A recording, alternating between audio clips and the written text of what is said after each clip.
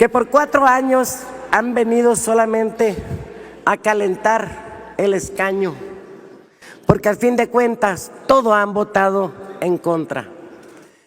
Votan en contra porque votan en contra precisamente de los intereses del pueblo de México.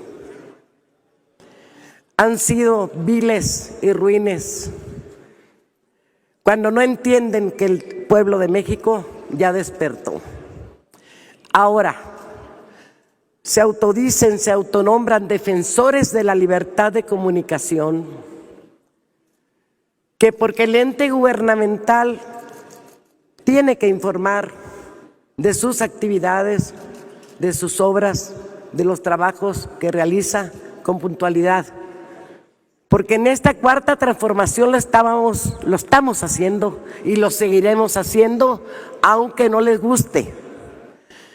Porque ustedes tuvieron la oportunidad cuando gobernaron este país de informarnos al pueblo, porque el pueblo tenemos el inalienable derecho a recibir la información de quienes nos gobiernan y a recibirla con veracidad, sin engaños y sin mentiras. Hasta ahorita no nos han informado del crimen de Estado que cometieron en contra del priista Francisco Ruiz Massieu y que fue el propio Estado el que lo asesinó. Hasta ahorita no nos han aclarado el asesinato del priista Luis Donaldo Colosio. Son ruines y mentirosos. Por aquí, por este micrófono, han pasado miles de metros cúbicos de saliva envenenada, atacando al gobierno del mejor presidente que ha tenido México. Y les duele, y les arde, y les seguirá doliendo, y les seguirá ardiendo, porque la cuarta transformación continúa y se consolida para hoy y para las futuras generaciones. En este Senado yo veo a muchas cabecillas que únicamente se han rolado el poder. Son las mismas cabecillas de sátrapas y de espurios. Hablan de democracia. ¿De cuál democracia?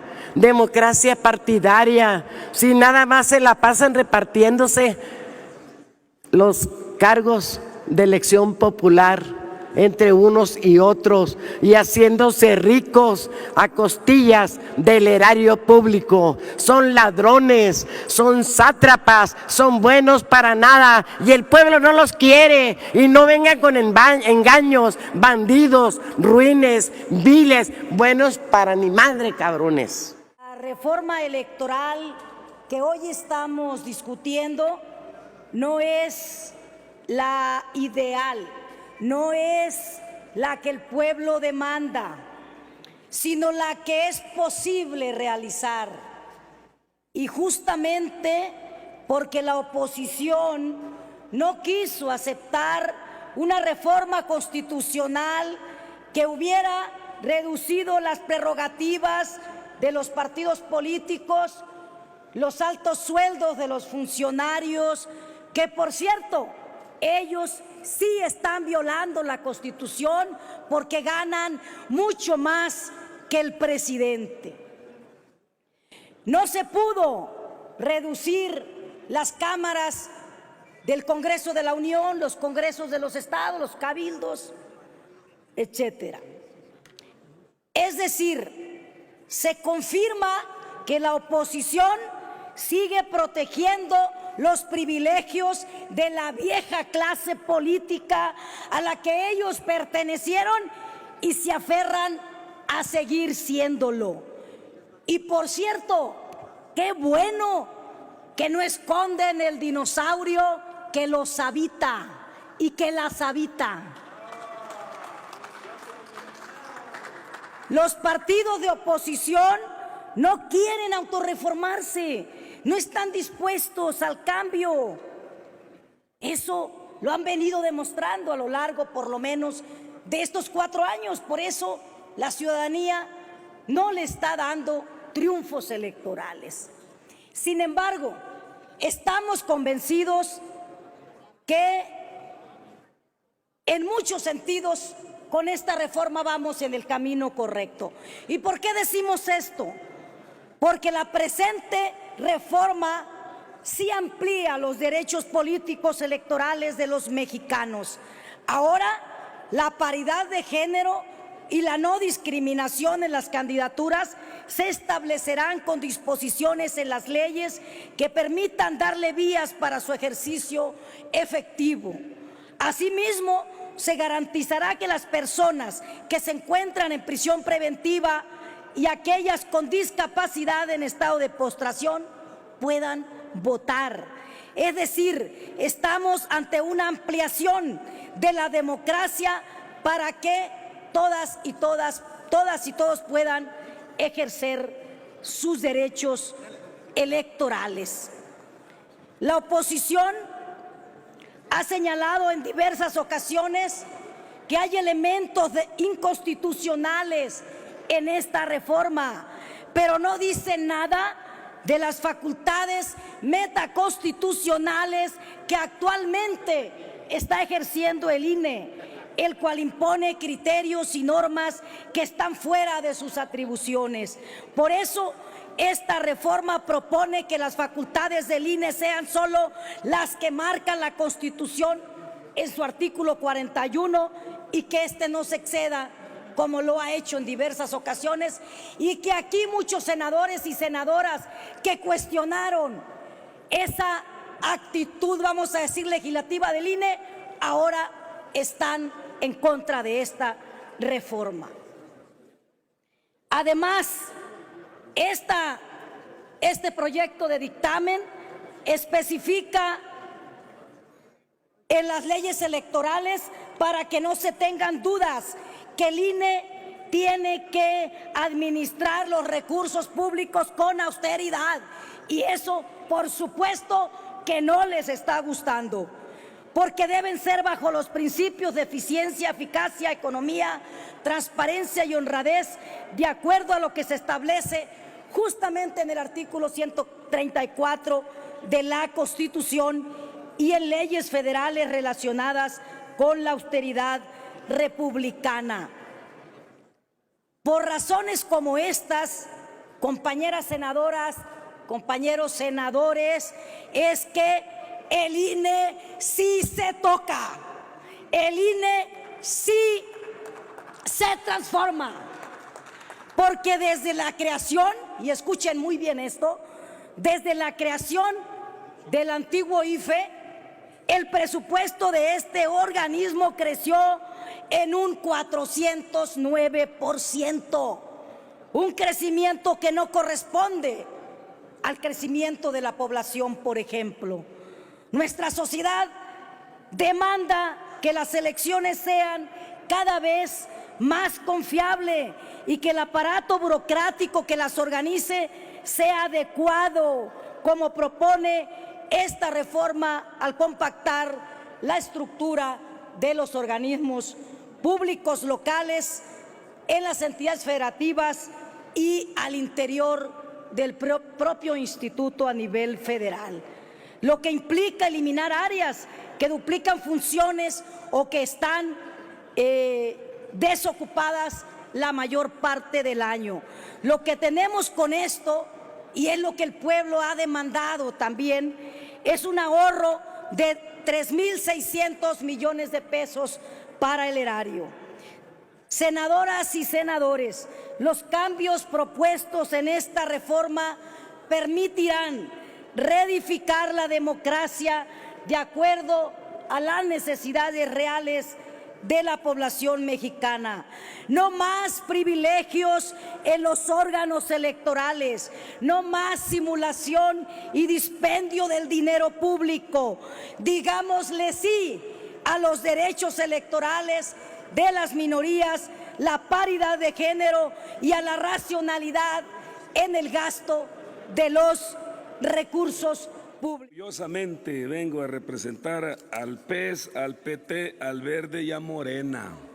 No se enojen. Me siento muy honrado y muy orgulloso de ser parte de un gran bloque unido, porque estamos unidos y hoy lo demostramos. Ayer y hoy demostramos que estamos unidos. Nosotros somos un bloque unido y vamos a seguir unidos. Ustedes no. Entre ustedes se tienen mucha desconfianza y no sé por qué. El PAN en el 24 va por su lado, va por su lado. El PRI va por su lado. Dante, que es un hombre brillante, va por su lado. Va por su lado también, no va con ustedes. Ya los vi repelar de que no se quiere unir Dante al bloque de contención. Así se pusieron. ¿Cuál contención? Usted no contiene nada, hombre. Mire, aquí vienen a repelar del uso discrecional de los recursos públicos para los medios de comunicación. ¿Cómo eran antes? ¿Ya no se acuerdan? ¿Cómo utilizaban los medios de comunicación? Era un monopolio al servicio del gobierno. Un monopolio de medios al servicio del gobierno. Y se gastaban la millonada de pesos en cosas frívolas, en cosas de promoción personal, sin recato alguno al pueblo de México. Miren, ¿de qué se trata ahora? Con estas reformas a la ley, de lo que se trata es de que haya orden financiero en el manejo de los recursos para medios de comunicación, para entes de gobierno. Para entes de gobierno. Se aprueba un presupuesto del 1%, un ejemplo. ¿Y luego qué pasa? ¿Qué? Se sobregiró el gobierno y gastó hasta el 10%. Si iba a gastar, un ejemplo, en un estado o en un municipio, 200 millones de pesos aprobado, se fueron a gastar hasta 1,000 millones. ¿Por qué? Pues porque pueden ampliar, porque pueden hacer su ampliación y ya ninguna auditoría les dice nada. ¿Cómo viene la minuta? ¿Qué dice? Únicamente sobre el límite del gasto del Programa Anual de Comunicación Social en su conjunto no debe rebasar el 0.1% del presupuesto de egresos anual correspondiente. ¿Y cómo dice? ¿Cómo viene? ¿Qué dice? Únicamente en casos de emergencia y extrema urgencia podrá autorizarse una ampliación a lo aprobado en términos de lo dispuesto en la fracción quinta del artículo 18 bis. No, nada de eso, ni que en caso de emergencia ni de extrema urgencia. Lo que se plantea es que eso se quite. Entonces, pues no, que todo sea homologado para todos los estados, para todos los entes de gobierno y no haya despilfarro de recursos económicos en medios de comunicación más que lo aprobado. Que exista la libertad de expresión, la manifestación de las ideas, la libertad, que exista. Oigan, el INE no se toca, pues ya vieron que sí se tocó. Ahora, ¿cuál va a ser su lema? Ya el INE no se toca, pues ya se tocó. Ahora, ¿cuál va a ser? Pero como el INE sí puede tocarnos, como el INE sí nos puede condicionar nuestra libertad de expresión. ¿Cuántos andamos amonestados por el INE? Mes con mes, le estoy contestando al INE porque me anda demandando el INE mes Colmet. ¿Por qué hablo? ¿Por qué digo? Oiga, es inviolable lo que exprese un legislador. Podemos expresar lo que queramos. Claro, por supuesto. Pues por eso aquí nos decimos todo lo que queremos decirnos. No pasa nada. ¿Por qué? Porque hay una auténtica libertad de expresión. Y más ahora, en este país y con este gobierno y con este gran presidente, Andrés Manuel López Obrador. El mejor presidente que hemos tenido en la historia de México. Muchas gracias por su atención.